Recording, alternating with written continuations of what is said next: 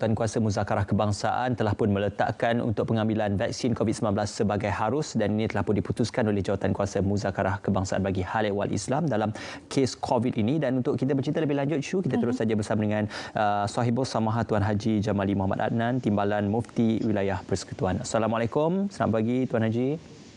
Waalaikumsalam warahmatullahi wabarakatuh. Selamat pagi Ismail dan Syuhada. Selamat pagi. Okey, Tuan Haji, kalau boleh perincikan, kita dah kongsikan sebenarnya bahawa pengambilan vaksin ini adalah harus, tapi bagaimana sebenarnya perkara-perkara yang selama ini diteliti untuk mengeluarkan fatwa ini dan mengatakan bahawa pengambilan vaksin COVID-19 untuk masyarakat Malaysia adalah harus? Baik, pertama sekali kalau kita lihat Muzakarah Kebangsaan Hal Ehwal Islam berkaitan COVID-19 ini telah pun membuat keputusan bahawa penggunaan vaksin adalah harus dan wajib kepada bagi mereka yang ditetapkan oleh pihak kerajaan. Misalnya disebutkan tadi di peringkat awal ini vaksin kepada golongan frontliners, kemudian kepada mereka yang mengidap penyakit-penyakit berjangkit yang risiko tinggi, diikuti dengan golongan dewasa dan seterusnya. Jadi ini juga selaras dengan keputusan fatwa kebangsaan ini, juga selaras dengan keputusan Jawatankuasa Perunding Hukum Syarak Wilayah Persekutuan. Kita di Pejabat Mufti Wilayah Persekutuan juga telah mengambil keputusan yang sama pada beberapa minggu yang lalu bahawa penggunaan vaksin adalah sebagai suatu usaha, suatu ikhtiar untuk mengelakkan daripada penularan penyakit berlaku, maka hukumnya adalah harus dan ia wajib kepada mereka yang telah pun ditetapkan. Jadi sebelum daripada kita membuat sesuatu fatwa, sudah pastilah kita mengadakan perbincangan, kita dibentangkan maklumat-maklumat semasa yang berkaitan perkara teknikal daripada pakar-pakar daripada di antaranya Kementerian Kesihatan. Mereka membentangkan kepada kita situasi semasa COVID-19, bagaimana jangkitan boleh berlaku, kemudian bagaimana statistik kematian, kes-kes baru dan seumpamanya, dan bagaimana cara-cara bagi mengelakkan daripada dia berjangkit dan seterusnya. Jadi akhirnya setelah pembentangan ini dibuat, kami khususnya para mufti di seluruh Malaysia dalam MKI ini, juga fatwa di pihak di peringkat negeri telah pun mengambil keputusan yang saya yakin semuanya sama, seia dan sekata, senada, seirama bahawa penggunaan vaksin COVID-19 yang ditetapkan oleh pihak kerajaan adalah suatu yang harus, dan ia juga merujuk kepada fatwa yang telah pun dikeluarkan oleh badan-badan fatwa autoriti di seluruh dunia, sama ada di Mesir, sama ada di Arab Saudi, sama ada di Amerika, dan juga pandangan daripada tokoh-tokoh ulama fiqh kontemporari, antaranya Syekh Wahbah Zuhaili dan Syekh Yusuf Al-Qardawi dan seumpamanya. Jadi kita sebagai rakyat Malaysia sepatutnya mempunyai suatu pengiktirafan kepada apa yang dilakukan oleh pihak yang disebut sebagai golongan pakar ini, sama ada pakar agama ataupun pakar kesihatan di dalam saat yang genting seumpama ini. Mereka inilah yang berusaha, berikhtiar untuk mengeluarkan sesuatu ketetapan hukum dan sebagainya. Maka sebagai rakyat biasa, hendaklah kita mematuhi, menghormati institusi fatwa dan kefatwaan ini. Mudah-mudahan ia membawa kepada suatu yang kebaikan kepada kita rakyat Malaysia khususnya. Ya, Tuan Haji, dalam proses untuk kita menghuraikan prinsip hukum, khususnya dalam penilaian kepada fiqh Islami, ini perkara yang cukup penting untuk kita menilai tentang kaedah-kaedah penyucian bahan dalam vaksin COVID-19. Dan sudah pasti keputusan ataupun the rule deduction untuk sampai kepada keputusan harus dan juga wajib itu perlu mendapat persefahaman ataupun ijma' bagi mereka yang menafsirkan keputusan itu sendiri. Jadi apakah kita penilaian di sebalik penyuraian ataupun penghuraian hukum fiqh Islami yang telah pun ditetapkan? Baik, perkara yang pertama dalam sebagai asas pertimbangan sesuatu hukum dikeluarkan oleh pihak fatwa. Pertama, kita melihat kepada maqasid yang sangat diberikan penekanan dalam Islam, iaitu prinsip penjagaan nyawa, hifzun nafs. Kita disyariatkan untuk menjaga dan memelihara nyawa dengan usaha, dengan makan, minum, memberikan hukuman kepada perbuatan yang menyebabkan nyawa berada dalam kebinasaan. Jadi apabila dilihat senario masa kini di mana penularan virus COVID-19 ini berlaku begitu pantas sehingga mengakibatkan kematian yang cukup banyak. Malah penggunaan vaksin ini juga adalah satu keperluan, suatu yang wajib bagi melindungi diri dan nyawa daripada perkara berkenaan. Yang keduanya, kalau kita lihat, kita juga merujuk kepada apa yang disebut sebagai kaedah fiqh yang berkaitan dengan prinsip pencegahan penyakit. Pertama sekali, prinsip la darara wala dirar, yang bermaksud tidak boleh mendatangkan kemudaratan serta tidak boleh membalas dengan kemudaratan. Jadi melalui kaedah ini dapat dipahami bahawa sekiranya meninggalkan suntikan vaksin ini akan mendatangkan mudarat kepada diri kita, maka perbuatan meninggalkan pengambilan vaksin ini dianggap suatu kesalahan yang dinafikan di sisi syarak, iaitu memberikan mudarat kepada keburukan ataupun kerosakan kepada seseorang manusia. Yang keduanya, prinsip yang disebut sebagai ad-darar yuzal. Kemudaratan hendaklah disingkirkan, hendaklah dibuang.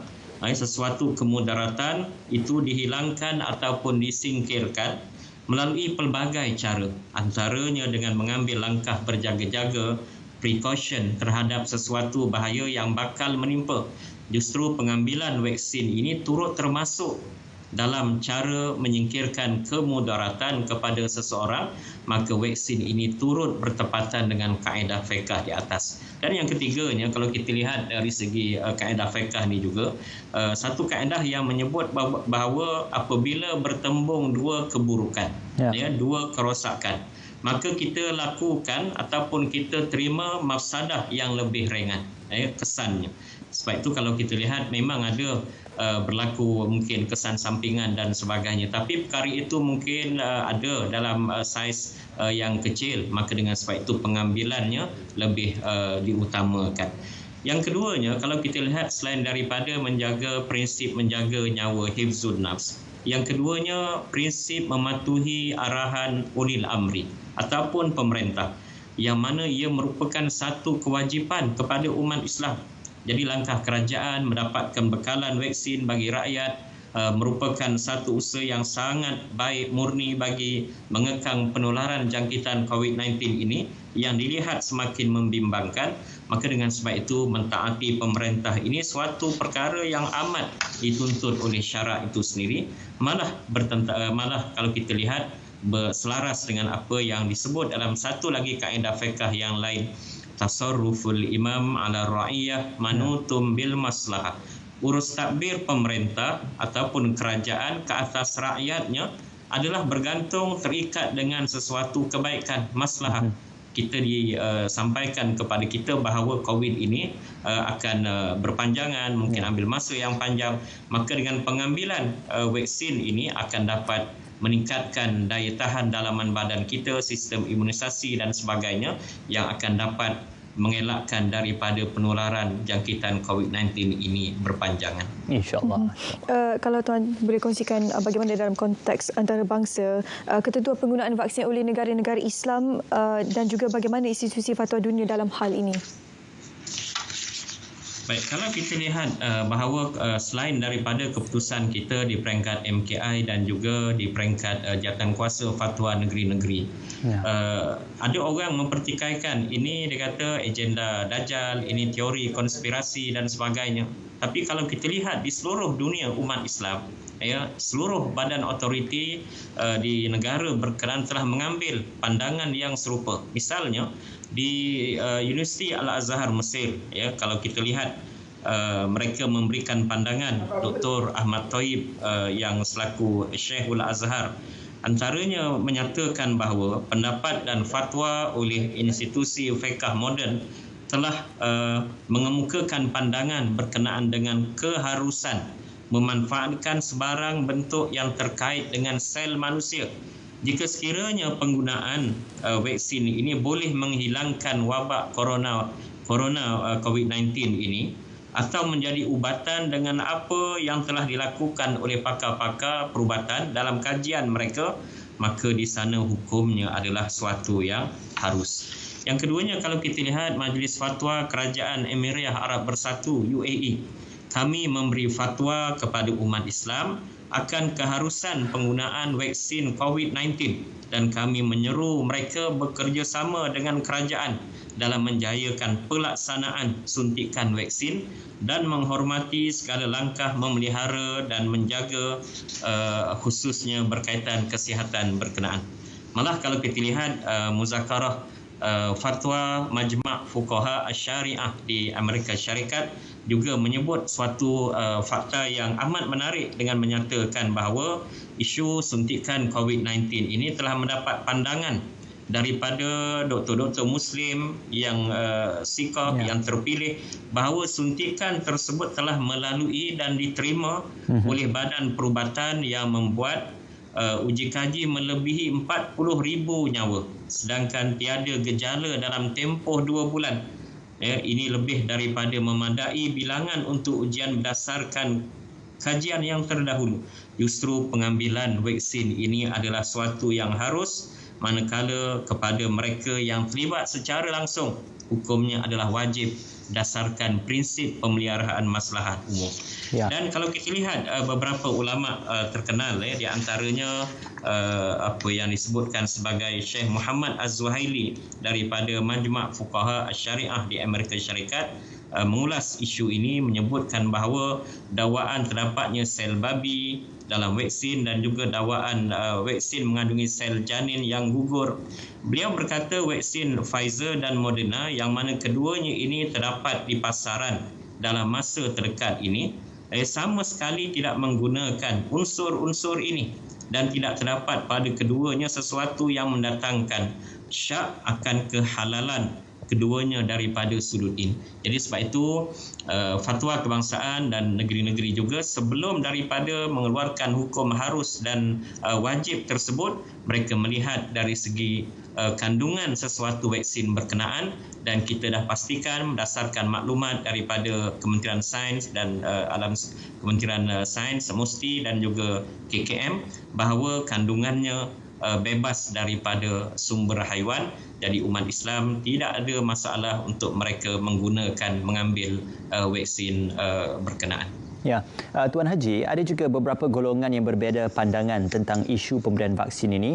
Malah yang ada tidak bersetuju dengan pemberian vaksin ini menggunakan rasional bahawa saja keadaan yang kita alami sekarang ini bukanlah darurat kesihatan, maka tiada keperluan untuk memberikan vaksin. Maka dalam kita memperbetulkan dan juga memperjelaskan tentang suatu corak pemikiran seperti ini, apakah antara hujah-hujah yang boleh digambarkan atau hujah-hujah yang boleh ditegakkan supaya kita memberikan gambaran menyeluruh tentang keperluan buat ketika ini, Tuan Haji? Baik, pertama sekali kalau kita lihat di dalam Al-Quran, Allah Ta'ala memberikan suatu guideline, garis panduan yang amat menarik, iaitu apabila kita inginkan sesuatu kepastian, keyakinan dalam apa sahaja isu yang berkaitan, pertama sekali tanyalah, rujuk, refer kepada mereka yang ahli ataupun pakar dalam sesuatu bidang berkenaan. Allah Ta'ala sebut di dalam Al-Quran, fas'alu ahla zikri in kuntum la ta'lamun. Tanyalah kamu kepada golongan yang ahli dalam sesuatu bidang sekiranya kamu tidak mengetahui.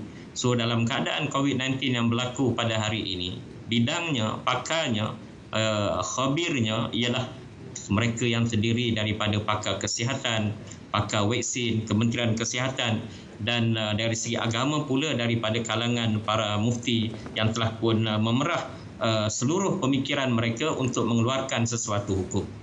Jadi berdasarkan kepada perkara ini, hormatilah institusi yang ada pada hari ini, khususnya institusi fatwa yang bertugas untuk memberikan pencerahan, penjelasan berkaitan sesuatu hukum syarak kepada masyarakat, dan kita menghargai usaha yang telah dilakukan oleh pihak-pihak berkepakaran seperti mana KKM dan sebagainya.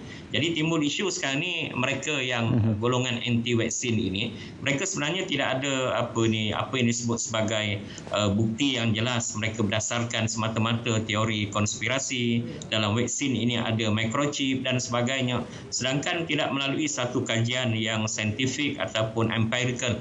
Maka dengan sebab itu kita ingin menyeru kepada umat Islam, terimalah pandangan golongan yang berautoriti ini, dan dalam masa yang sama kalangan para mufti, dan bukannya mufti maya yang ada di dalam media-media sosial dan sebagainya memberikan pandangan hujah berlawanan tanpa memberikan apa-apa solusi yang berkaitan. Satu. Yang keduanya, menjadi suatu kewajipan kepada kita umat Islam, ya, apabila ditimpa sesuatu musibah ujian daripada Allah, pertama sekali kita redha, ya, dengan apa yang berlaku daripada Allah Ta'ala.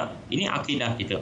Yang keduanya, Allah Ta'ala juga meminta supaya kita berusaha dan kita berikhtiar, ya, untuk mengelakkan daripada penyakit ini berpanjangan. Pertama sekali, sudah pastilah Allah Ta'ala minta supaya kita berdoa.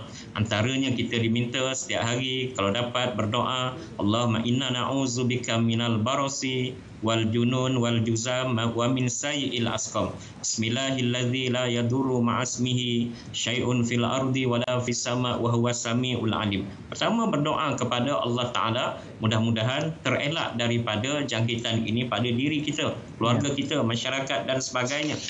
Kemudian yang keduanya, dengan kita mencegah sesuatu penyakit berkenaan. Jadi Islam menitik beratkan soal pencegahan penyakit sebelum ia menimpa. Kita dah tahu berlaku di tempat-tempat lain, negara lain, malah di negara kita dengan jangkitan yang cukup tinggi, semakin merebak dan sebagainya. Maka bagaimana kita nak mencegah sesuatu penularan penyakit itu berlaku? Antaranya melalui penggunaan vaksin berkenaan. Dan yang terakhirnya, setelah berusaha, setelah mencegah, maka di sana kita hendaklah merawat apabila ditimpa dengan penyakit berkenaan. Maka COVID-19 ini dan kemudiannya ada vaksin, ini sebahagian daripada rawatan kepada golongan yang berisiko ataupun kita untuk mengelakkan daripada jangkitan ini berlaku. Dan akhirnya setelah berusaha dan berikhtiar, maka kita bertawakal kepada Allah Subhanahu Wa Taala. Fa iza azamta fatawakkal 'ala Allah.